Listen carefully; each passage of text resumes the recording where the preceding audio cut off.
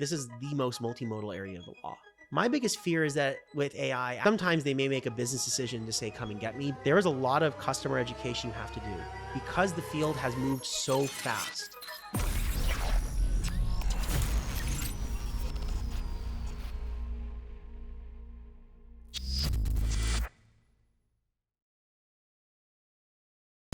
Hello and welcome to another episode of the Accelerometer. I'm Dr. Matthew Mirman, CEO and founder of Anarchy. Today we're going to be discussing AI and law with Evan Zimmerman. Evan is the founder and CEO of Edge, another YC startup from my batch which is working on AI patent assistance. Legal AI is something close to home for me as I grew up in a legal family. I personally couldn't imagine building a startup to sell to my parents and brothers, but I'm curious to know what it's like. I guess to start, Evan, can you tell us what your thought is about when we're going to be seeing an AI lawyer in court? First of all, thanks for having me. It's a funny question to ask because when you think about court, it's very different than litigation. So litigation includes the whole process of getting up to court. And actually in most countries, you settle before you get to court. And so the main application of AI before you get to a court is going to be actually like things like the document preparation. One of the main areas for legal tech that's been successful is e-discovery, so helping to make that more efficient. And as for court itself, I think that's going to be actually quite a while, but I do think that there's an application for it as a co-pilot. Because one thing a lot of people don't realize is that you make a lot of decisions in the moment, right?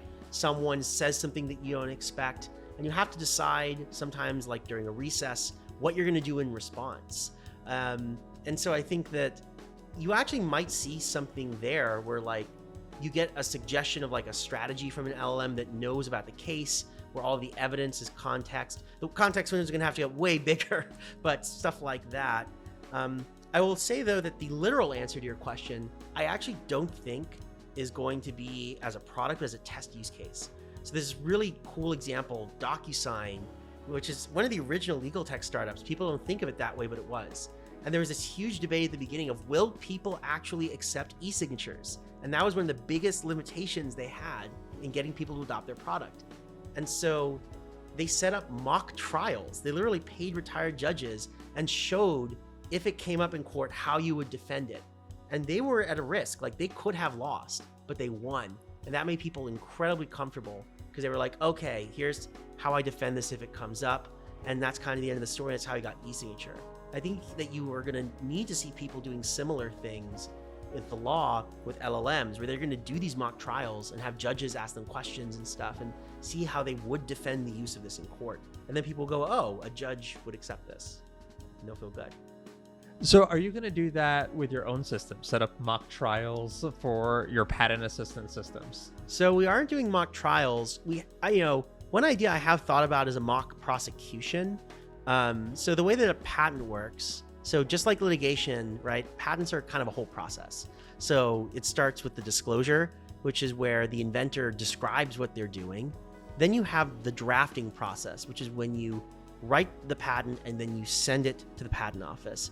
Now, sometimes the patent office approves of it with no changes. Usually they don't. And that process of negotiating with USPTO and dealing with their objections is called prosecution. And the last step is once you actually have the patent, there's sort of the life of having it and, potentially like litigation.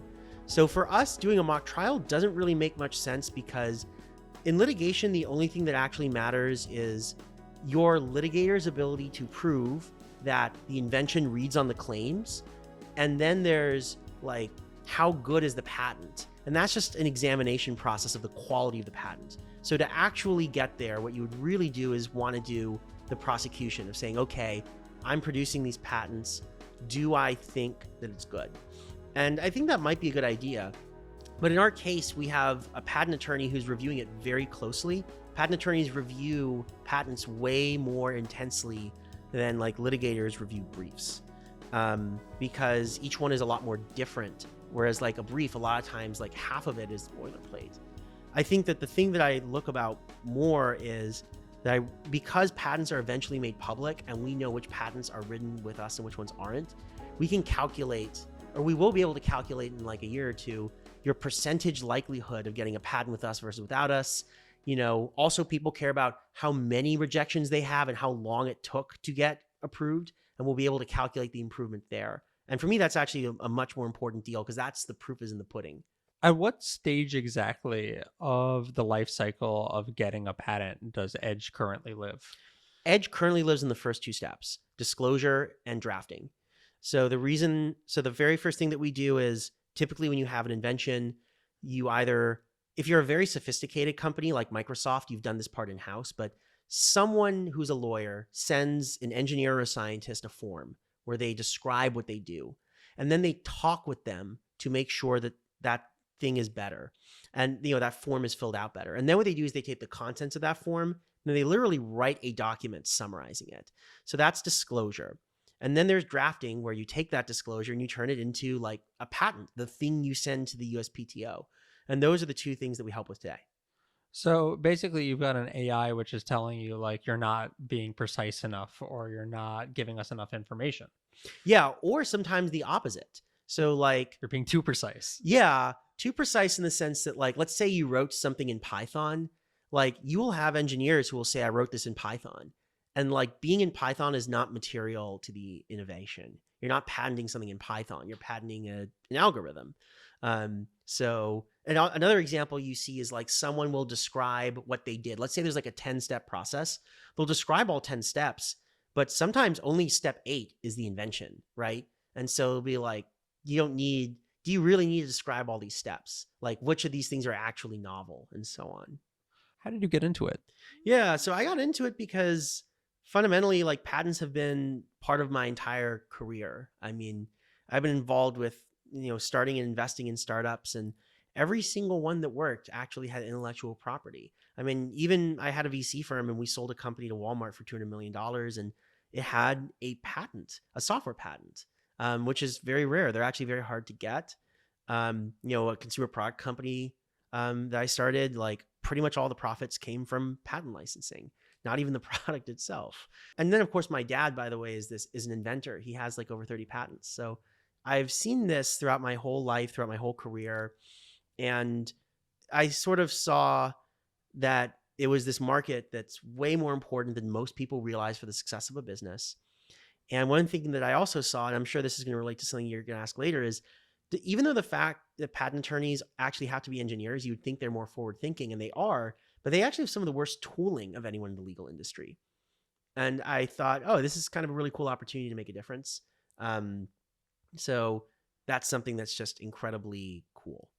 And also, it's a big challenge, by the way, because like, unlike a lot of legal tech, which is just text generation, like, this is the most multimodal area of the law. So you mentioned that the majority of startups that succeed, or at least that you'd work with succeeded, had patents, which begs the question, do you have patents for your current patent startup? Oh, believe me, we are working on it. Right now, we're just moving so fast that we haven't had time to come up and breathe. But we are going to, for sure, file for at least one patent. And you can guess what tool we're going to use to create that patent. Yeah, I'm hoping that you use your own tool, dog food a little bit. Oh, yeah. And also, I think that, like, we're thinking of making a blog series. Like, we have a newsletter, and like, follow Edge along to see what it's like to use it to file a patent. So, or maybe a video series, like a YouTube series. Because, like, the thing is that, like, when you're talking about confidentiality for patents, it's only until you file the patent. Then, like, you can do whatever you want. Your patent is not destroyed by disclosing it before USPTO publishes it. People don't because there's not a great business reason to do it. In our case, there is, because there's marketing value from it. But other than that.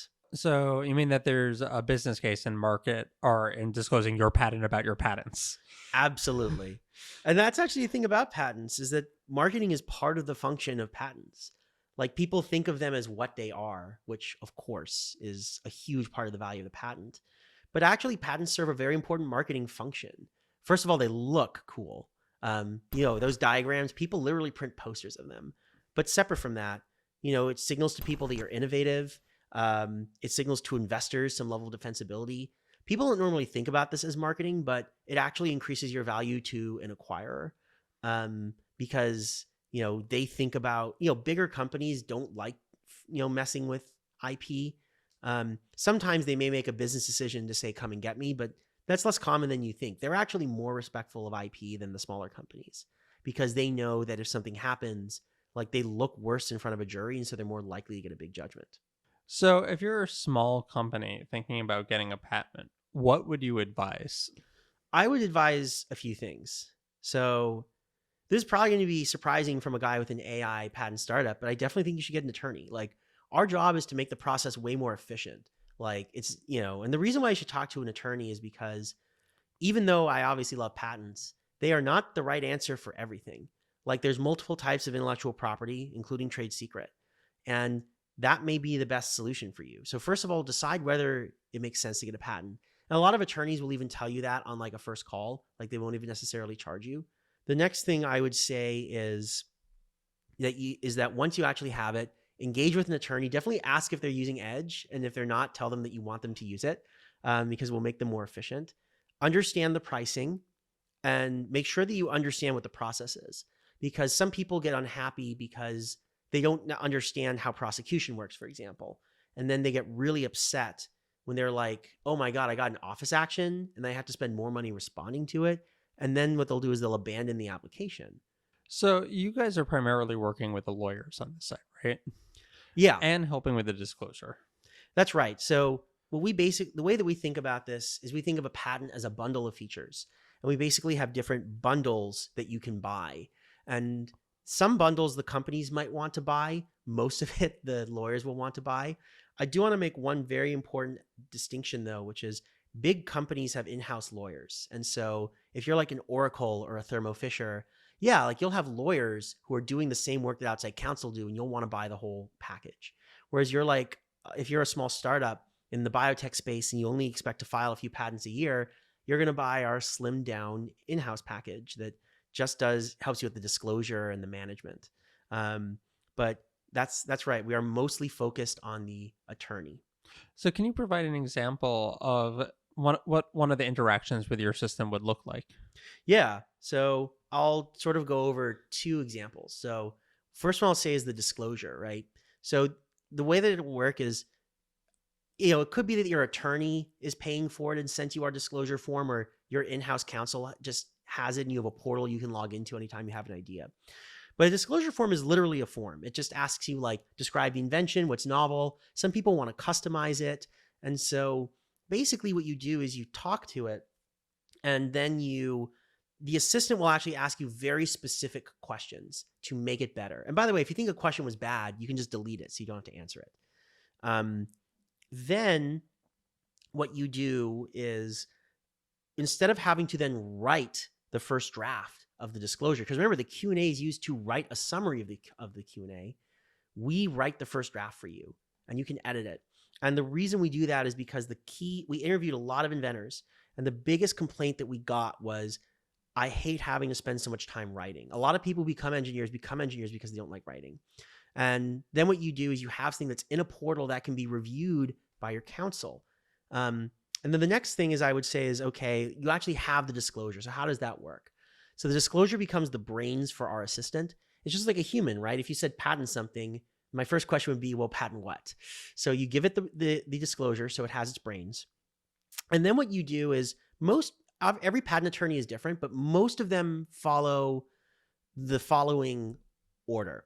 They'll write the claims first, and then they'll make sure that the client is happy with the claims. Then what they will do is go to like sort of a critical part of the spec, which is the way that patents work is you have claims, which are the thing that you actually are protecting. And then most of the bulk of the length of the patent actually explains what the claims are. It's called the enablement, because it enables people to understand what the claims are. So after the claims, they will usually do the drawings. Some people will have a first draft of the drawings first to help them write the claims. But other than that, like even when people do that, like they'll then make a final version of the drawings right after the claims. And then what they'll usually do is from there go on to the big writing part. And then the easy parts like the summary, the background, that's usually last. So the main way that this is done today is, frankly, in Microsoft Word and Visio. The way it works with us is way, way easier. First of all, It's not this big, bulky thing that's meant to serve everyone. It's specifically made for patents. We have made it really easy to reference things so that you don't make mistakes. You can ask the assistant to give you first drafts of the things that you actually want. Now, one thing that we don't do is the press a button, get a patent thing, because I think that clearly, as you can tell, right, there's a review step at each point and there are dependencies. We want to make sure you're happy before we draft a whole thing for you, and then you have to review 30 pages and you're like, well, I hated the claims the whole time. We don't want to waste your time. So instead, we do it piece by piece. So like the claims, we will draft you a first draft of the claims. Or if you want to have us make something that's more specific, like you'll pick claim 13 and say, I want 5 dependent claims, do X, Y, Z, it'll do it for you. Drawing on the figures, we have a really easy figure editor, and actually soon we're going to be rolling out AI tools that will help you make the figures without having a draftsman. Writing explanations of the figures, that's incredibly tedious. Press a button, get a first draft, and on and on. That's how we think about it. Is we're giving you drafts and recommendations and edits based on your direction. You can write what you want to write, and you can edit what you want to edit. You're still in control as the attorney. What's been the hardest part of building this so far? It is not what most people think it is. So most people think it's like something with a vector database, or, oh, there's so many patents, how did you wrangle that database? The hardest part by far, and I'm going to say this, by the way, to all of the people working on AI application startups, it's user design. Like, people forget, because AI is so freaking magical, they're like, oh, the AI will handle everything for me. But actually, the design is critical, because think about a person, right? Garbage in, garbage out. If you give someone bad directions, you'll get a bad result. Artificial intelligence is no different. And so we think constantly about how to design it to, by default, elicit people to give us good context in a way that requires less effort than possible. Because if you take too much effort to give context, then you haven't actually saved any time relative to just writing it yourself. And on top of that, we want it to feel like a pleasurable experience. We want every aspect to feel as good as the AI feels. And, one thing that I tell some of our customers is, I want you to enjoy using our software. I want there to be things that delight you, like the first time that you use an iPhone. Like, that's the experience that I want people to have, because that's going to show that we care. That's going to give people confidence to give us the benefit of the doubt if something happens that's like a bug. And again, that actually makes the product easier to use. Like, we've had people say, oh man, this is better than GPT-4. Like, we've had multiple customers reach out to us to say that. And, yeah, there are things we do on the back end to optimize it, but I don't want to say that, or not that I don't want to say, but like, the thing that I just don't want to bother them. But the thing that I would say if they said, how did you do it, is I would say, one of the most important things that we did is we designed it to help you give us more help for the assistant. That's like by far the most important thing. Designed it to get the user asking more questions. Or giving better answers. So when I was starting my startup journey, I was actually looking at building for lawyers, because, I have a market that I have access to. Yeah. But what was really surprising to me was that, I was speaking to my mother, and they had all these things that they wanted AI to be able to do. And you'd say, okay, well, let's build that. And then you'd say, okay, how do we get to other people who would want this? How do you actually find evangelists for your thing? Because lawyers are actually, like, unlike startup CEOs, in an adversarial position very often.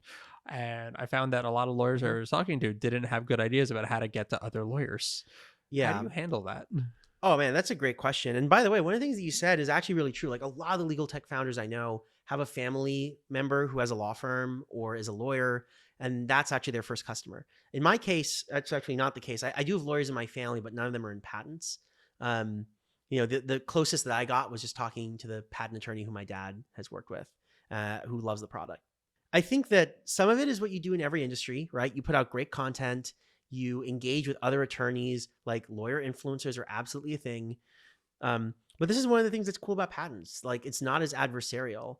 But even in the adversarial context, a lot of times they know each other, because your opposing counsel today could be your co-counsel tomorrow. I think that the reason why you're seeing what you're seeing is actually because one of the reasons that lawyers are bad buyers of technology is because their operating expenses are very low and very limited. If you think about it, there aren't many things that you need to be a lawyer. It's not like if you're starting a construction company, right? Think of how many things you have to buy just to get started.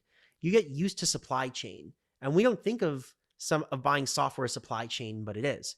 In their case, like you could actually get by with like a typewriter for certain jobs. Like it would be annoying, but you actually could. And so they don't buy technology as often. So they don't go to like not technology, or I should say really anything. And so they're not as used to like a procurement process. They aren't talking to each other a lot about the tools. It's not that they don't know how to reach other lawyers. It's that they're not really familiar with talking with each other. And that's one of the things about AI is it's actually really changing the game there is, again, because so many lawyers are looking at this in a way that they have never looked at technology before. They're talking to each other the way that you would actually see like buyers talking to each other in like the marketing industry. And because they're doing it themselves, it's not like they're asking people in other industries, how do you procure software? They're going to come up with their own process. It's going to be different.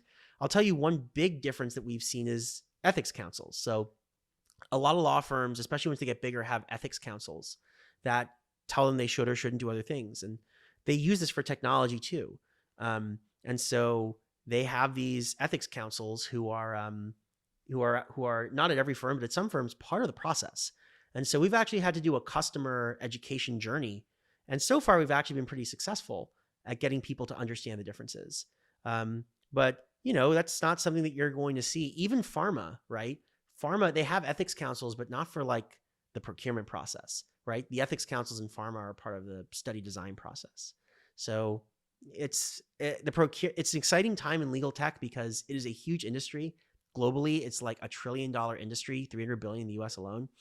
And they're building a procurement process they never had before. And I think this ends with them being more, even outside of AI, like technology is kind of a little bit like a drug. Like once you get used to it, you kind of can't stop.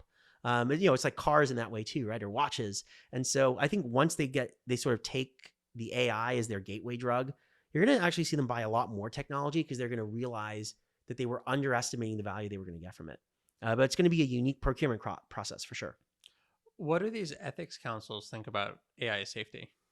AI safety. So they don't ask about safety at all because the lawyer It just hasn't, like, yeah, this conversation hasn't entered the lawyer realm. But it's also because they think of themselves as like a guild, right? And so it's sort of like a presumption that if you're a lawyer, you're like reasonably trustworthy. That's why the safety conversation hasn't answered. There are tons of lawyers thinking about AI safety for other people using AI. So things like misinformation, fraud. They're more worried about how good is it. So like, there was a horror story early on. This is ChatGPT 3. So this is like way earlier back. But, you know, a guy used it for a brief. And like there was a case in it that wasn't even real. And he ended up getting disbarred. So you get questions about the quality. The other big question you get is privacy. Because again, this is one of the ChatGPT has been a real like blessing and a curse. Mostly it's been a blessing because it popularized it, but it's been a curse in that ChatGPT is a consumer product. And a lot of enterprise users used it expecting the same level of protection, which you obviously don't have in any consumer product. I mean, you think about Google, like you have way less privacy with Google than you do with like Algolia, right? So there were examples of like Samsung. This is the most notorious one I've been asked about the most. They uploaded code trying to get help from ChatGPT. And then eventually they found they could reproduce the code because it was used in training data. And like, I've been asked about this horror story like 5 times now. And part of our customer education is saying, listen, ChatGPT is a consumer product. Like it's the same thing with Facebook. Like don't post something on Facebook you wouldn't want something to see. And then I tell them something like, you know, do you feel the same way about Dropbox or whatever, you know, cloud service they're using? They're like, you know, I don't. And I'm like, okay, why don't you? And they're like, well, it's selling to an enterprise user and they have a certain level of understanding about the privacy promises they're getting. And we make a lot of commitments to our customers on privacy, a lot of commitments that, by the way, some of our competitors are not willing to make. And so because we do that, then they're like, okay, I get what you're doing. And this is something we've had people talk about making exceptions for their ethics councils for us. Still, their default being no for some of these situations. And I will say one last thing for people who are selling not just to lawyers, to any of these enterprise customers in conservative industries, is that there is a lot of customer education you have to do because the field has moved so fast. Like, I had to explain to one client what a context window was, to explain part of what we do for our privacy protection for our customers. And they were like, what's a context window? And these were the guys who were supposed to be making the decision on what's allowed, and they didn't know what a context window was. And I'm saying this not as in like, oh man, these guys were so stupid. I'm saying, how fast is the field moving that the people who are making the decisions don't know what now is the basic terminology? The reason is because they made that decision 4 months ago when this wasn't part of the major terminology, when it wasn't even on their radar. And you have to have a lot of sensitivity to people who are making these very high stakes decisions that are supposed to be durable and stand the test of time in a field where there are literal breakthroughs every month. That's a very hard position to be in. So I love that you bring up privacy, given the recent executive order. I'm wondering whether you guys use your own LLMs or open source LLMs, how you guys think about privacy. Yeah, so the way that we think about it is, we have some things that are in-house, like built on open source stuff, and some things that we use providers for. The way that we think about privacy is that everyone is using some level of provider in some way. Even if you're using like, Llama 2, you're still hosting it on Azure, right? So I think more about, in terms of, we can totally control what we do. And we are very rigorous about what we do with encryption, with sandboxing. Like literally, first of all, we don't train on any customer data, and we make that commitment. But we also, we don't even, I mentioned context window. The example there was, I was explaining to our customers that we don't even use within the same customer information across context windows. We use them across context windows if it's in the same session.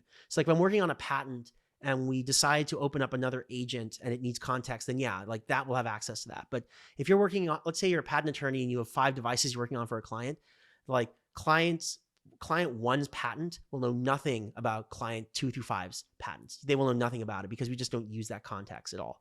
But we think a lot about qualifying vendors because again, everyone's using something. Like if I'm using Asana, right, for my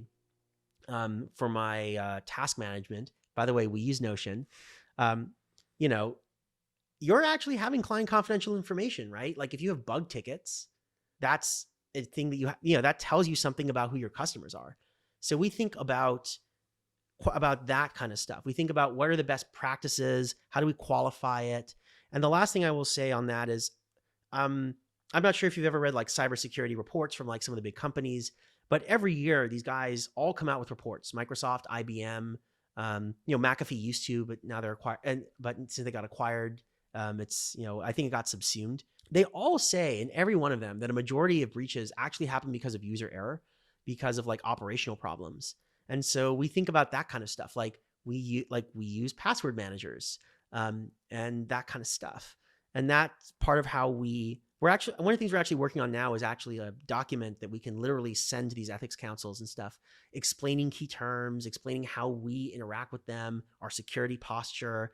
We're super serious about it, that kind of stuff, because we want people to feel comfortable about, that aspect. And the reason why I'm saying this is to sort of bring it back to your direct question, is that I think that sometimes we have these sort of red herrings where we think X is inherently more secure than Y for a certain reason, right? Most people would make the assumption that an open source tool like a Llama that you would fine tune is more secure because it's on your server and you control it. And I would say, well, that aspect of it is more secure.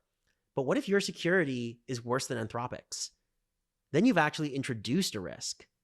What if you're doing some tuning and you have a junior engineer who made a mistake and now you're training on CCI, client confidential information? Now you've introduced a risk.